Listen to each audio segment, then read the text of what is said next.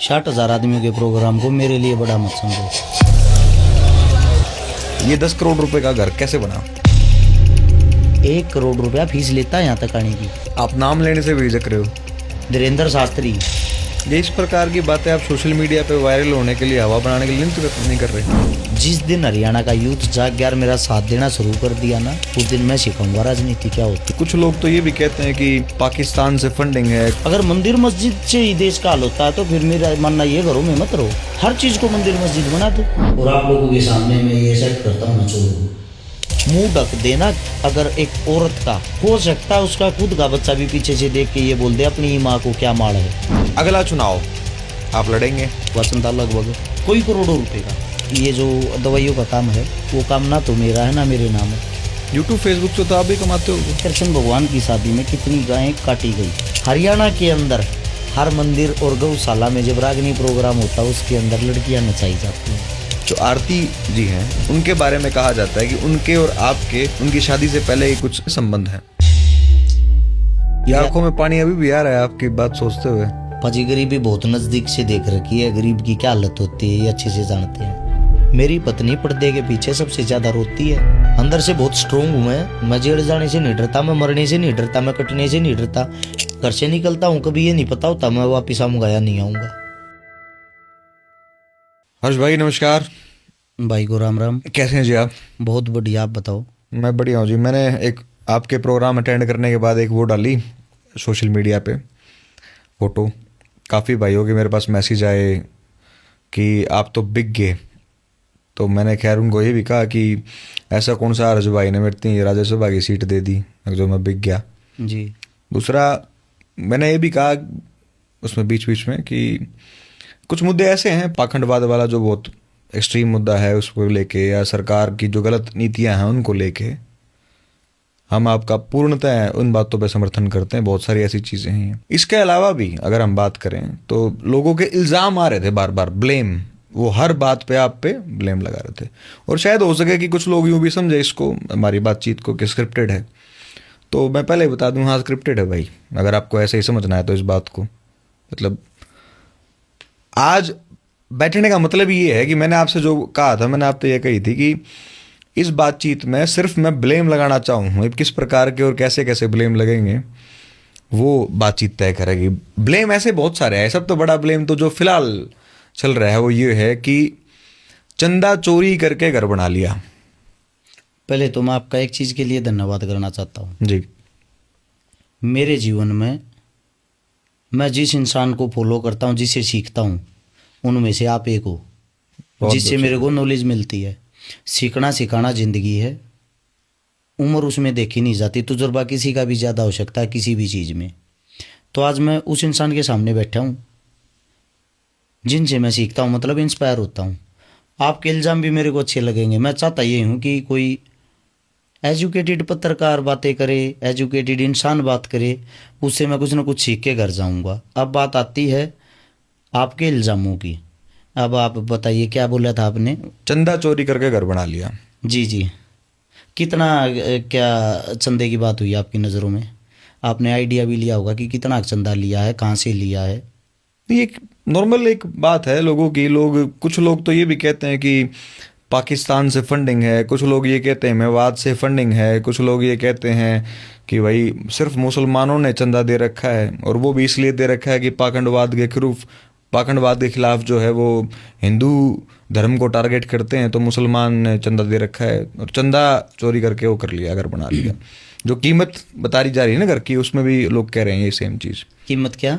ये एक हवा में बात तैर रही है कि भाई 10 करोड़ का महल बनाया है, इसको चंदे से बनाया है। अब आपकी बातों का जवाब पहले तो ये है, मैंने कई बारी सोशल मीडिया के माध्यम से एक ऐलान किया है, अगर मैंने किसी के 10 रुपये खा रखे हैं, सोशल मीडिया पे आके मेरे घर पे आके प्रूफ कर दे। अगर कोई प्रूफ करता है मैं उसको दुगने तो पैसे दूंगा।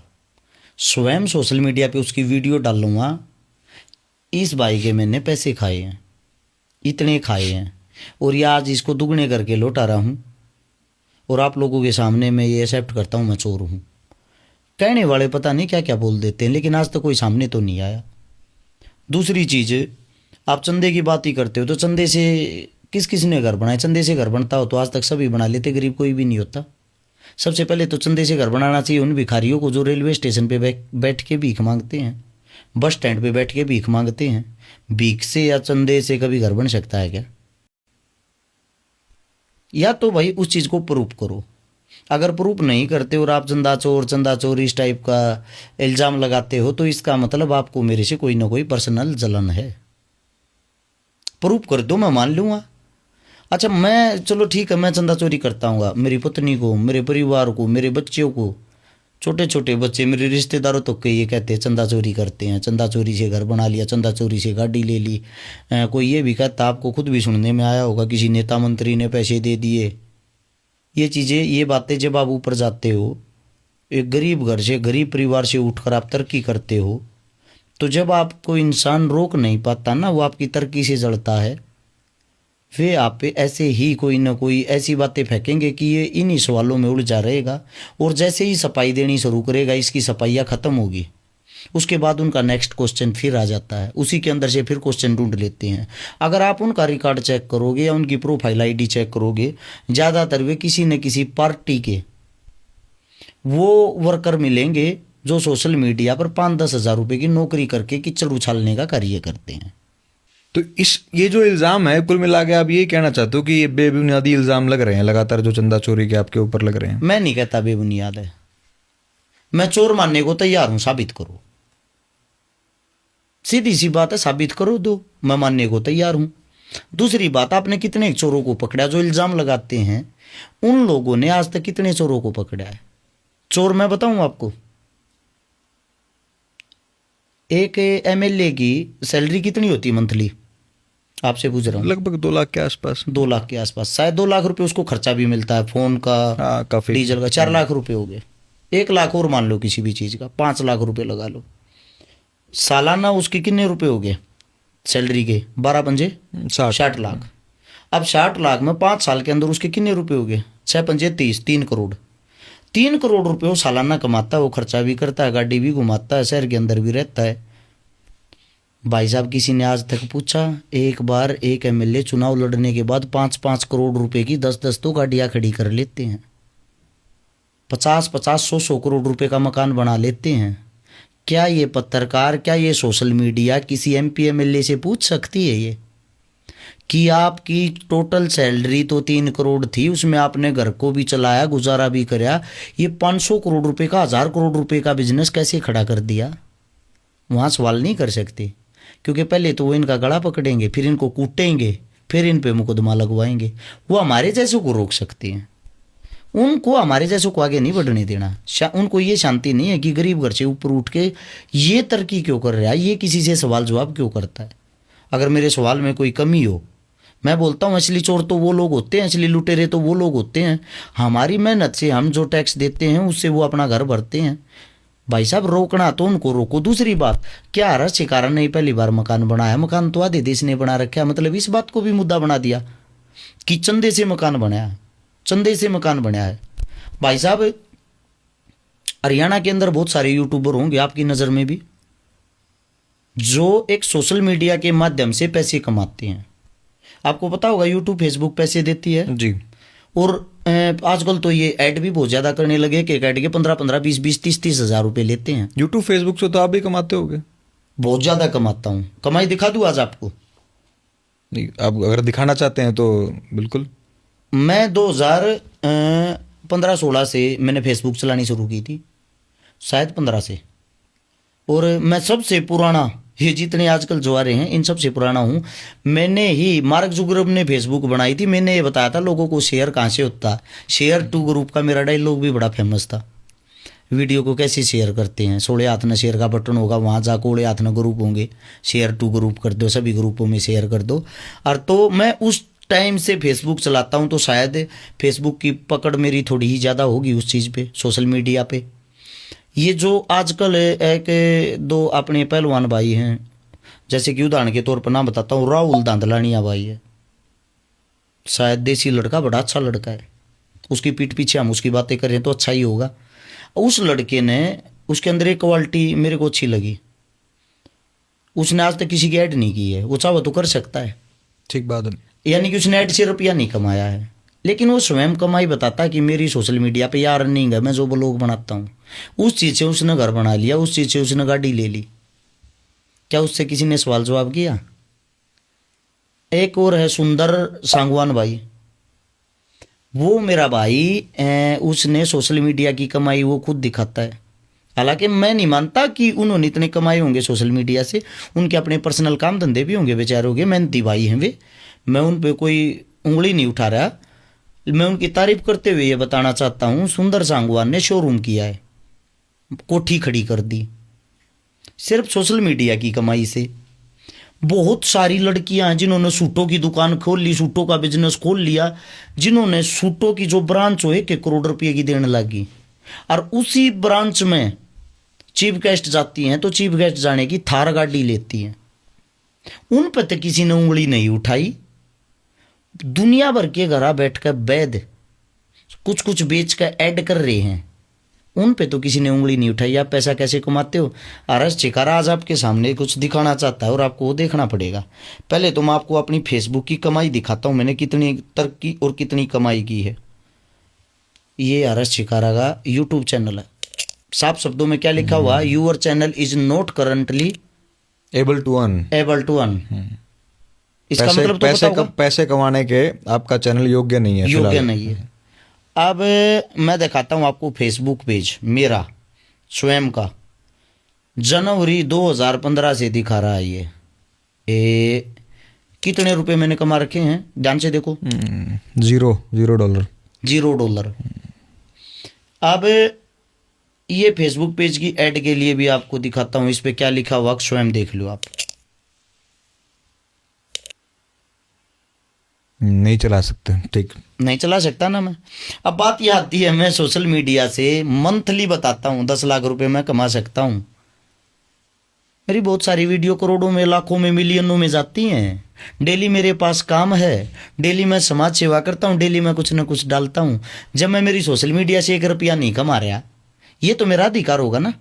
तो ये तो स्क्रीनशॉट दिखा रहे हो ना आप भाई साहब, हो सकता है कुछ छुपा लिया हो आपने। आप एक काम करो ना, आपको निकालना नहीं जी, ये बात आपकी अच्छी है। ये देख, यूआर अकाउंट हर्ष चिकारा रीड ओनली, आईडी का वो लिखा हुआ है पूरा। ये रहा मेरे अंगूठे के पास, देखो जी। ऐसे मत देखो, स्क्रीनशॉट मत देखो। नहीं, देख लिया। आप एक काम करो ना, सोशल मीडिया अच्छी चलानी आती होगी जी, आपने उससे भी तो निकाल सकते हो। मेरी वीडियो पे ऐड चालू या नहीं? बड़े खतरनाक लोग पड़े, सब कुछ निकाल देते हैं आपके खाते में, ये भी बता देंगे पैसा कितना है। ये तो मेरी सोशल मीडिया। अब मैं इन पे ऐड चालू क्यों नहीं कर रहा, मैं पैसे क्यों नहीं कमाता, मैं मेरे खाते से क्यों नहीं जोड़ता? उसका कारण क्या है? हर्ष चिकारा नाम से फेसबुक, यूट्यूब, इंस्टाग्राम पे 2500 प्लस सोशल मीडिया अकाउंट बने हुए हैं। वे जो अकाउंट बने हुए हैं वे सब भाई मेरी वीडियो डालते हैं, मेरे चाहने वाले हैं, मेरे से प्रेम करने वाले हैं। वे सब अपने घर में बैठ कर अपने भाई के नाम से, मेरे नाम से पैसे कमाते हैं मंथली। मेरे को संतुष्टि होती है। अगर मैं इन पे ऐड चालू करने लग गया तो उन सब के पास कॉपीराइट जाना स्टार्ट हो जाएगा, वे पैसे नहीं कमा पाएंगे। अकेला हर्ष चिकारा पैसे कमाने लग जाएगा। आपका फिर मेन काम जो है दवाइयों का ही है। मैं पहले इस बात को खत्म करता हूँ, दवाइयों के काम पे फिर आता हूँ जी। आपके सवाल कही थे ना। अब एक सतपाल मेला नाम का लड़का है भादरा से जी, हर्ष चिकारा टीम भादरा के नाम से चैनल है। 2 साल के अंदर उस लड़के ने मेरी वीडियो डाल के, मैं प्राउड फील करता हूँ, उसने मकान खड़ा कर दिया दवाइयों का काम करके। मेरे वाला ये मतलब अपने यहीं से काम करता 60 लाख रुपए का मकान बना दिया 2 साल में। मैं प्राउड फील इस मारे करता हूँ, वो भाई कहीं ना कहीं मेरे को दुआएं देता होगा कि हर्ष भाई के नाम के कारण मैं कमा के खा रहा हूँ। एक राजपाल सिसोदिया भाई है, राजपूत समाज का मेरा अपना, वो भाई मंथली 50 से 60 हजार रुपये कमाता है। पहले ट्रक चलाया करता सिर्फ वीडियो डाल के। एक विजू पलथाना भाई है, वो उसने कल स्क्रीनशॉट डाल रखा ताकि एक फोटो पे हर्ष चिकारा के साथ मैंने एक फोटो डाला था भाई के साथ। उस फोटो पे पता नहीं कितने डॉलर आ रहे हैं। हर्ष चिकारा चाहता तो कितने रुपए कमा लेता खाली सोशल मीडिया से। जब सोशल मीडिया से मैं पैसे नहीं कमा रहा, पैसों की भूख नहीं है। अब बात करते हैं चंदे की। चंदे की बात भी आप लोग के सामने मैं थोड़ा दिखाना चाहता हूं आज। ये है हर्ष चिकारा जन सेवा ट्रस्ट मेरा खाता। पैसे देखो कितने इसके अंदर टोटल 63,700 63,764 रुपये 69 पैसे। ये हजार ही होगा, लाख तो नहीं। हजार है, चेक कर लो। आपके पास स्क्रीनशॉट वैसे मैं भेज दूंगा। हाँ जी, हाँ जी। ये मेरा एक ही अकाउंट है आपके पास? भाई साहब मैं मेरे अकाउंट सारे दिखाऊंगा आपको, चिंता मत करो। मेरे नाम से आपको बहुत सारी डिटेलें मिल जाएंगी, बेनिश्चित रहो आप। अब है मेरा ये अकाउंट है HDFC बैंक का। मेरे अकाउंट में लास्ट आज तक जो रुपये इकट्ठे हुए हैं वो ये हुए हैं 2,79,556 रुपये हुए थे। 2022 से इस अकाउंट को HDFC बैंक ने फ्रीज कर रखा है। मेरे खाते में आज तक ये रुपये हुए हैं। इससे दूसरा जो अकाउंट की बात करते हो, मेरे पास कोई अकाउंट या कोई चीज़ ऐसी है नहीं जो मैं चलाता हूँ, मैं यूज़ करता हूँ, ये मेरी कमाई है। अब बात करते हैं दवाइयों वाली, जो आप दवाइयों की बातें कर रहे थे। जिस वक्त ये अब सरकार की तरफ से जो भी जांच चल रही थी, मेरे पे कोई शक या शंका थी, उस टाइम पे मेरे सारे खाते चेक हुए थे। एक हफ्ते तक सब कुछ चेक हुआ था। कहाँ से कमाई आती है, कहीं पाकिस्तान से फंडिंग तो नहीं होती, कहीं मेवातियों से फंडिंग नहीं होती। 34,000 रुपये मेरे खाते में मिले, 96,000 रुपये मेरी पत्नी के खाते में मिले। रही मकान को किराए की बात वाली जो बात है, या ये कहते हैं कि किसी नेता का नाम लेकर उसने 10 करोड़ 20 करोड़ रुपए दे दिए होंगे, उन्होंने तब मकान बनाया। अब मैं आपको इस चीज़ का भी स्क्रीनशॉट दिखाता हूँ, चुनाव कब था और मकान बनाना स्टार्ट कब हुआ था, ताकि आपको इस चीज़ का अच्छे से पता लग सके। अब सबसे पहली चीज़ तो ये आती है, नेता जिन्होंने रुपये दिए, जो आदमी इस चीज़ का प्रचार करते हैं, मैं उन आदमियों से सिर्फ एक ही बात पूछना चाहता हूँ। मैं जब किराए के घर में रहता था तब तो किसी साथी ने मेरे को ये बात नहीं पूछी या ये बात नहीं बोली कि भाई आप दुख तकलीफ में रहते हो, कैसे रहते हो। किराए के घर में रहते हुए मैंने मदद की, चंदा लिया है, मैंने मना नहीं करता, लिया होगा चंदा लगभग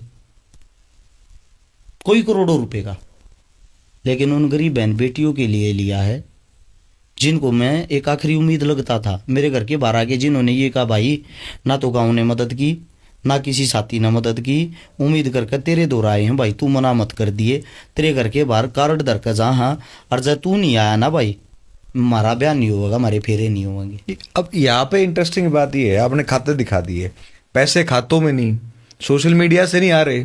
आपकी दवाइयों वाली जो कंपनी है, आप कह रहे हो वहाँ पे उनके अकाउंट में भी पैसे नहीं थे, उस समय आपके अकाउंट में नहीं थे पैसे, चंदा आपने लिया ही आप स्वीकार कर रहे हो।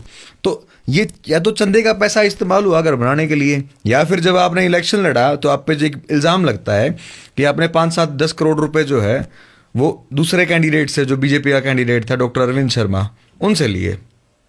अब जो चंदे की आप बात कर रहे हो, आपकी बात मैं बता देता हूँ। जानना तो हम यही चाहते हैं, बना कैसे ये 10 करोड़ रुपए का घर कैसे बना? ये घर की बात पे तो बाद में आते हैं, पहले तो ये चंदे वाली बात तो क्लियर कर लेना जी। अब जो आप कह रहे हो चंदा दिया घर बनाने के लिए, ये फोटो देखो क्या डेट की है, डेट ऊपर लिखी हुई होगी साहब, 13 जुलाई 2024। हाँ जी, ये मेरी पत्नी ही होगी जी, मेरे ही घर की नींव रख रही होगी, दिखती होगी, हाँ वहीं पे जी, वहीं पे है। अब चुनाव जो था वो था 5 अक्टूबर का, और घर की नींव कब रखी गई? 13 जुलाई 2024 को। चुनाव 2024 को 5 अक्टूबर का, इसके 3 महीने बाद था। भाई साहब आप इतने महान कैसे हो गए कि आपको घर बैठे नेता 10-20 करोड़ रुपए दे देंगे, ले बेटा तू चुनाव लड़। अगर ऐसा हो तो मैं तो ये कहूँ सब हिंदुस्तानी जितने हैं सब लूट लो इन नेताओं को यार, सभी पैसे ले लो, ऐसे पैसे मिलते हो तो। भैया जी जब हमारी नींव पहले ही रख ली थी, हमारा घर पहले ही बनना स्टार्ट हो लिया था, घर बनने का एक कारण था। अगर मेरे पास पैसे होते सेक्टर 23 में घर बनाता मैं, वहाँ जंगल में जाके नहीं। सेक्टर 23 में एक मकान था, मकान नंबर 2238, उस मकान के अंदर मैं रहता था। वो 75% वाला था, यानी कि 25% बना हुआ, 75% खाली वाला। मकान के अंदर 2 कमरे थे। उस मकान के अंदर हम रहते थे तो उसका किराया 7,000 रुपये था। उसमें रहते हमने लंबा टाइम हो गया था। उस मकान की कीमत हमने जिस टाइम पे मिल रही थी वो हमने मिल रहा था 75 लाख रुपए का। हमने सारे यारे प्यारे रिश्तेदार तरफ ये मांग कर इकट्ठे करने की सोची क्योंकि मेरी पत्नी की उस मकान के साथ आत्मा जुड़ी